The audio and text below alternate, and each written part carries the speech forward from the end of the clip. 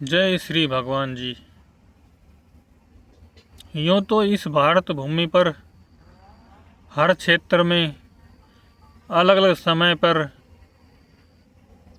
बहुत सारे संत भक्त हुए हैं। कुछ निर्गुण भक्त हुए, कुछ सगुण भक्त हुए, कुछ ज्ञान मार्गी योगी पुरुष हुए। उनमें से राजस्थान की भूमि, जो कि संतों के लिए अपना एक अलग ही स्थान रखती है, वहाँ सगुण भक्त, निर्गुण भक्त, योगी पुरुष सब हुए। अभी हम बात करेंगे आमेर की रानी। अब जो जयपुर है, पहले उसके बगल में वही जगह थोड़ी सी आमेर थी। आमेर एक राजघराना था और वो समय था बादशाह अकबर के शासनकाल का। बादशाह अकबर के दरबार में नवरत्नों में से एक थे राजा मान सिंह। राजा मान सिंह आमेर के राजा थे उस समय, और मान सिंह जी के भाई का नाम था माधो सिंह। तो माधो सिंह जी की जो रानी थी, उनका नाम था श्री भक्तमती रत्नावती जी। तो भक्तमती रत्नावती जी भी मीरा के समय से ठीक बाद में हुई। अगर ऐतिहासिक प्रमाण के हिसाब से देखें तो मीरा जी का जीवन काल लगभग 40-44 के बीच तक था। कुछ लोग मानते हैं, कुछ इतिहासकार या लोकल इतिहासकार, घरेलू क्षेत्रीय कथाकार मानते हैं कि उनका जीवन काल ज़्यादा था मीरा का, लेकिन आधुनिक इतिहास के हिसाब से 1940-44 के बीच था। और रत्नावती जी जो थी वो अकबर के शासनकाल के दौरान थी। तो उनका समय मतलब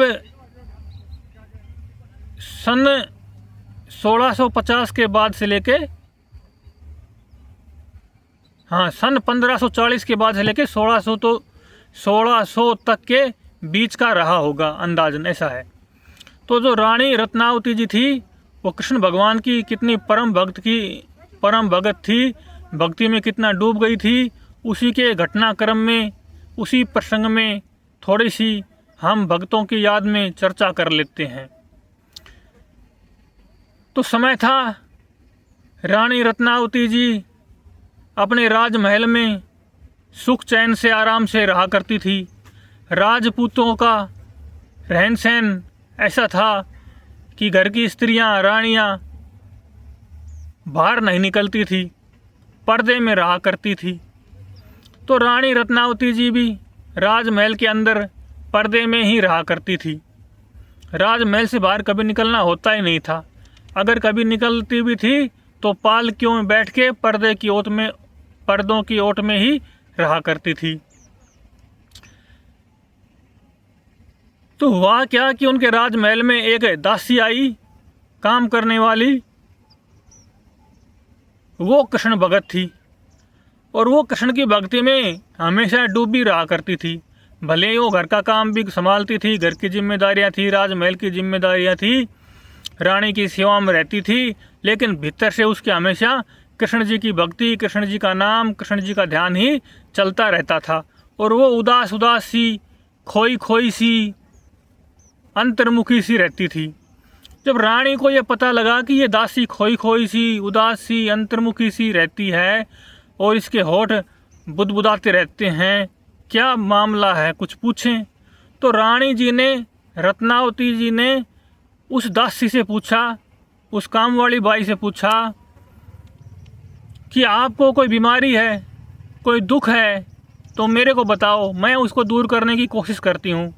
बीमारी होगी तो डॉक्टर वैद्य को दिखवाऊँगी, कोई दुख होगा, पैसों का होगा या घर का कुछ होगा, काज से राजाओं के माध्यम से उनको ठीक करवाऊँगी, तुम बताओ मेरे को कुछ। तो पहले तो दासी जी ने कुछ बताया नहीं, क्यों, दासी भी कृष्ण जी की परम भगत थी। सारी जिम्मेदारियों के बीच भगवान की, कृष्ण की ध्यान की लीलाओं में लीन रहना पहले तो आनाकानी किया, फिर रानी जी ने दबाव डाला तो उन्होंने बताया कि मेरे को कोई बीमारी नहीं, कोई दुख नहीं, कोई तकलीफ़ नहीं, बस मैं भगवान की, श्री कृष्ण जी की ध्यान लीला में और जप में अपने मन को लगाने की कोशिश करती हूँ। इस घटना के बाद, इस जानकारी के बाद रानी जी और दासी जी में निकटता बढ़ी और एक दूसरे के विचारों से परिचित होने का मौका मिला। फिर उनकी निकटता से कहते हैं भगत का संग मिलता है तो भक्ति का रंग चढ़ ही जाता है। तो रानी जी के ऊपर भी उनकी बातों से, उनकी भावनाओं से कृष्ण भगवान की भक्ति का रंग चढ़ गया। कुछ पिछले जन्मों के संस्कार होते हैं, रानी रत्नावती भी उन्हीं में से कोई थी, ताकि उनकी पिछले की कृष्ण भक्ति प्रगाढ़ थी और अब जाके उस दासी के माध्यम से उनकी भक्ति सामने प्रकट होने लग गई। फिर धीरे धीरे बात चलते चलते रत्नावती जी ने पूछा दासी से, अगर हम भक्ति को बढ़ाने के लिए और क्या करें जिससे हमारी कृष्ण भगवान में निष्ठा बढ़ जाए, विश्वास बढ़ जाए, श्रद्धा बढ़ जाए, भक्ति बढ़ जाए, तो क्या किया जाए? तो दासी जी ने कहा कि आप यहाँ संतों का स्थान बनवा दीजिए, संतों की सेवा शुरू कर दीजिए, तो संत आएंगे, सत्संग चर्चा करेंगे, कीर्तन करेंगे, तो उनको देखकर अपनी भक्ति भी बढ़ेगी और आसपास जो लोग आएंगे, सत्संग में बैठेंगे, उनकी भक्ति भी बढ़ेगी, एक भक्ति का माहौल बनेगा, सबको भक्ति मिलेगी, भगवान का नाम सुमरण का मौका मिलेगा, कीर्तन सुनने का मौका मिलेगा। तो रानी जी थी, उनके पास कोई कमी नहीं थी उस समय तक है, और राजमहल में भी इस बात से किसी को विरोध करने का कोई बहाना नहीं था। तो रानी जी ने राजमहल के बगल में ही संतों के लिए रहने खाने की, भोजन प्रसाद की व्यवस्था करवा दी। अब संत हैं, घूमते फिरते रहते हैं, तो संत वहाँ घूमते फिरते आने लग गए, रुकने लग गए, कोई आता, कोई रुकता, कोई चला जाता। ऐसे ही संतों का स्वभाव होता है, जो परिव्राजक संत होते हैं, विरक्त संत होते हैं। लेकिन जब संत रुकते तो कथा करते, कीर्तन करते, भगवान का नाम सुमरण करते, कुछ लोग भी इकट्ठा होते, वहाँ पे सेवा करने वाले भी आ जाते। रानी जी की तरफ से तो सेवा थी ही, कुछ लोकल लोग भी संतों की सेवा में पुराने ज़माने में आ ही जाया करते थे। आजकल तो क्या है, अब टेक्नोलॉजी बढ़ गई है, मोबाइल में सब कुछ आ गया है, तो बाहर की दुनिया में सत्संग श्रवण करना, संतों के संग बैठना काफ़ी कुछ कम सा हो गया है। तो धीरे धीरे संत लोग आते, कथा कीर्तन होती, और रानी जी भी खिड़की से या राजमहल के ऊपर से उन संतों के दर्शन करती और थोड़ा बहुत उनको जो कीर्तन कथा सुनाई देता वो सुन लेती। क्यों, पहले के समय माइक वगैरह थे नहीं, लाउड स्पीकर थे नहीं, तो रानी को कुछ सुन जाया करता, कुछ वो दर्शन करके खुश हो जाया करती थी। क्योंकि जो भगवान के प्रेमी होते हैं, उनके दर्शन करने से भी भगवान के दर्शन जैसा फल मिल जाता है, अगर किसी की श्रद्धा भावना होती है तो धीरे धीरे रानी की भक्ति अंदर से प्रगाढ़ होती गई, ध्यान जप बढ़ता गया, और रानी रोज़ रोज़ संतों के दर्शन करने महल से ही आती और महल के ऊपर से दर्शन कर लेती। इधर भीतर से रानी के अंदर भक्ति भावना बढ़ती जा रही थी। तो एक दिन क्या हुआ, रानी जी की भक्ति भावना बढ़ते बढ़ते इस चरम लेवल पे पहुंची कि जब वो संतों के दर्शन करने गई, वहाँ संत कीर्तन कर रहे थे और उस कीर्तन में ही उनको कृष्ण भगवान नाचते हुए दिखाई दिए। जब उन्होंने कृष्ण भगवान को संतों के बीच नाचते हुए देखा तो उनसे रहा नहीं गया, क्योंकि प्रेमी भक्त पागल होते हैं। प्रेमी भक्तों का कोई जीवन में नियम नहीं होता है। अब वो राजमर्यादा में रहने वाली, पर्दों के पीछे रहने वाली रानी राजमहल से निकली और संतों के बीच जाके बैठ गई और उनके कीर्तन सुनने में मगन हो गई। जब ये बात राजमहल में पहुंची, मान सिंह जी और माधो सिंह जी को पता लगी तो उनको बहुत बुरा लगा। आज एक राजमहल की रानी जो पर्दों के पीछे रहा करती थी, वो महल के बाहर संतों के बीच जाके बैठ गई, तो उनको बहुत बुरा लगा। उन्होंने शिकायत करी, समझाने की कोशिश करी, पर रानी का तो जो भक्ति का बुखार था, भक्ति की भावना थी, प्रेम की पीड़ा थी, वो धीरे धीरे अंदर अंदर बढ़ती जा रही थी और उनके लक्षण और प्रकट होने लग गए थे। और वो फिर भी संतों के बीच जाके बैठने की कोशिश करती रही। कभी मौका मिलता तो पीछे से चुपके से वो चली जाया करती थी।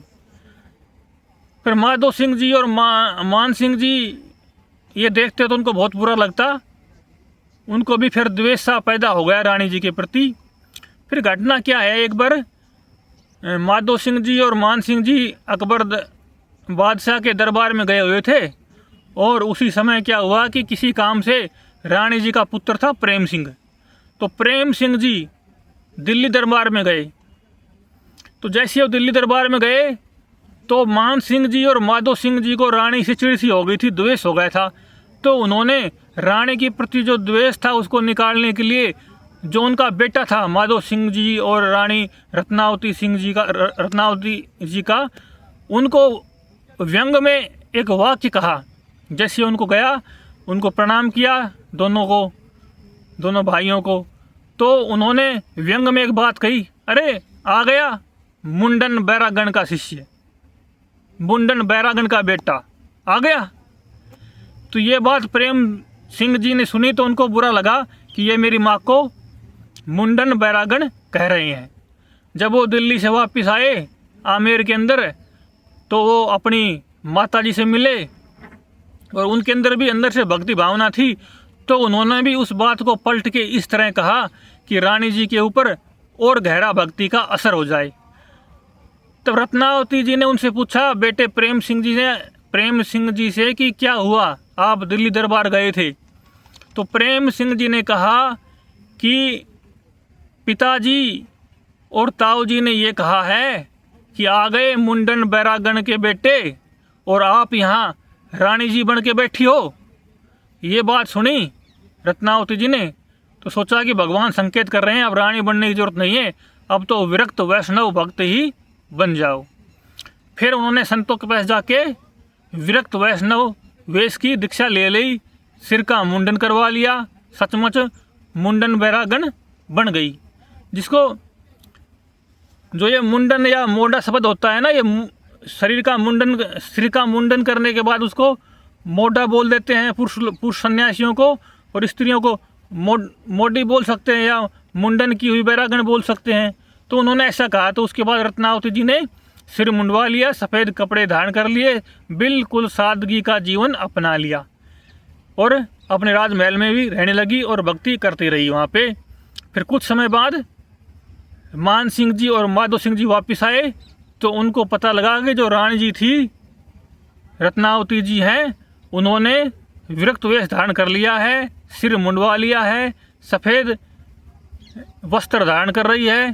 तो उनको बहुत बुरा लगा और बहुत बुरा लगा तो उन्होंने सोचा कि नाक तो इसने पहले ही काट दी थी, जब ये राजमहल से बाहर निकली तब हमारे राजघराने की नाक तो कट गई थी और अब तो इसने वो हद भी पार कर दी, अब तो कुछ बचा ही नहीं शेष। लेकिन अब कुछ शेष बचा ही नहीं तो इस कलंक को कैसे मिटाया जाए। उन्होंने रानी रत्नावती जी के जीवन प्रक्रिया को, जो कि वो राजमहल से बाहर निकली थी, संतों का वेश धारण किया, वैराग धारण कर लिया, तो उन्होंने इस बात को कलंक समझा। तो उन्होंने सोचा कि दोनों भाइयों ने विचार किया, विमर्श किया, कुछ मंत्रियों को बुलाया कि इस कलंक को कैसे मिटाया जाए। तो जो भक्तों से जलने वाले लोग थे उन्होंने सलाह दे दी। कुछ लोग भक्त होते हैं उन्होंने तो चुप रहे, लेकिन जो लोग भक्तों से जलते उन्होंने सलाह दे दी कि आप ना एक काम करो, इसको मरवा दो। तब राजघराने की रानी और वो बेटी भी किसी राजा या राजघराने की, तो सीधे तौर पे तो मरवा नहीं सकते। तो बोले कि ऐसा कोई बहाना बताओ जिससे अपना नाम भी बदनाम न हो और इसकी मृत्यु भी हो जाए। फिर चुगलखोर लोगों ने सलाह दी कि एक शेर पकड़ लाओ और इसके महल में घुसा दो, फिर शेर इसको मार देगा और अपना नाम नहीं होगा, हम कह देंगे कि भाई शेर आया और राजमहल में घुस गया और मार गया। फिर उन्होंने जंगल से एक शेर पकड़वाया और उसको 3 दिन तक भूखा रखा और 3 दिन भूखा रखने के बाद उसको महल में छोड़ दिया। जैसे ही शेर महल में गया। इधर जो चुगलखोर, चापलूस, भक्ति विरोधी जो लोग थे वो देखने आए कि शेर कैसे रानी जी को मारता है, हम देखेंगे।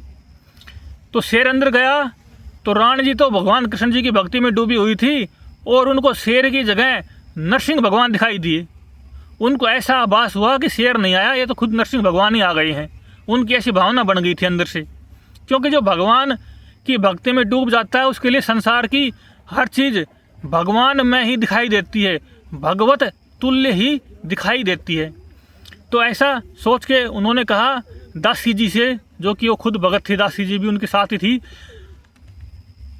अगर देखो दासी जी, नरसिंह भगवान आए हैं, इनके पूजा के लिए थाली लेके आओ सजा के, जोत बत्ती करनी है, पूजा करनी है इनकी। तो जो दासी जी थी वो पूजा की थाली ले आई। उधर चुगलखोर लोग, भक्ति विरोधी लोग वो तमाशा देखने आए कैसे मारता है रानी जी को ये शेर। लेकिन शेर तो वहाँ आके चुपचाप बैठ गया, बिल्कुल शांत, जैसे कोई बिल्ली बैठ गई हो या पालतू कुत्ता हो।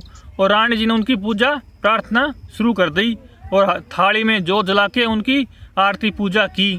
जब आरती पूजा की तो रानी जी ने उनको भगवान का स्वरूप मान के प्रणाम किया।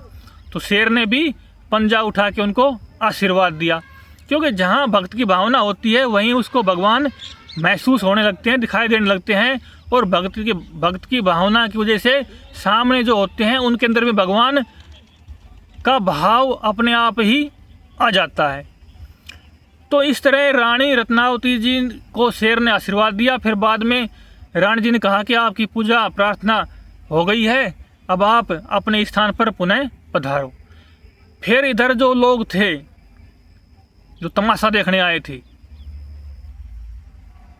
उनको शेर ने मारना शुरू किया, क्योंकि वो इधर उधर छुपे बैठे थे, देख रहे थे क्या होगा। उनको पकड़ पकड़ के मारना शुरू किया शेर ने। कई लोगों को मारा, घायल किया। और वहाँ उनके जो रानी जी के पति थे माधो सिंह जी, वो भी वहीं थे। तो शेर उनकी तरफ भी झपटा। तो शेर जैसे ही उनकी तरफ झपटा, वो डर के मारे कुर्सी के नीचे छिप गए। तो शेर ने उनकी तरफ जाके आंख दिखाई, पंजा दिखाया, लेकिन उनको कोई नुकसान नहीं पहुंचाया, क्योंकि ऐसे रानी जी की भावना रही होगी कि वो उनके पति हैं, तो भगवान इस पति को तो छोड़ दो। रानी जी अंदर अंदर ऐसा सोचती रही होगी। तो शेर ने माधो सिंह जी को छोड़ दिया। फिर शेर वापिस अपनी जगह जंगल की ओर चला गया। फिर इस घटना के बाद माधो सिंह जी और मान सिंह जी को पता हो गया कि ये रानी जी कोई नॉर्मल, कोई साधारण भगत नहीं है, ये तो भगवान की विशेष कृपा पात्र हैं। उसके बाद उन्होंने रानी जी को फिर ही छोड़ दिया कि आप जैसी भक्ति करना चाहो वैसी भक्ति करो। फिर एक बार मान सिंह जी और माधो सिंह जी दोनों ही समुद्र यात्रा पर जा रहे थे, तो उनकी नाव भंवर में फंस गई, लहरों में फंस गई। तब माधो सिंह जी ने और मान सिंह जी ने रानी रत्नावती जी को याद किया, तो उनकी नाव पार हो गई। वो तो संसार की नाव थी जो कि भक्तों के याद करने से पार हो गई थी। भक्तों को याद करने से तो भाव सागर की नाव भी पार हो जाती है। जब ये बात बादशाह अकबर को पता चली, तो बादशाह अकबर ने कहा कि हम भी उन रानी जी के दर्शन करना चाहते हैं। तो मान सिंह जी ने, माधो सिंह जी ने कहा कि हम राजपूत हैं, अपनी रानी जी को पर्दे में रखते हैं, हम दर्शन नहीं करा सकते। तो बाद में अकबर ने उनकी एक तस्वीर मंगवा के अपने दरबार में रखी थी, या अपने निजी स्थान पे रखी थी। तो इस तरह हम देखते हैं कि भक्तों की महिमा, भक्तों की प्रेम लीलाएं अद्भुत होती हैं, जो हमारी भावना भक्ति को जगाने के लिए ही बनी होती हैं, जिनको हम सुन के, पढ़ के, समझ के अपनी साधना भक्ति को भी प्रगाढ़ कर सकते हैं।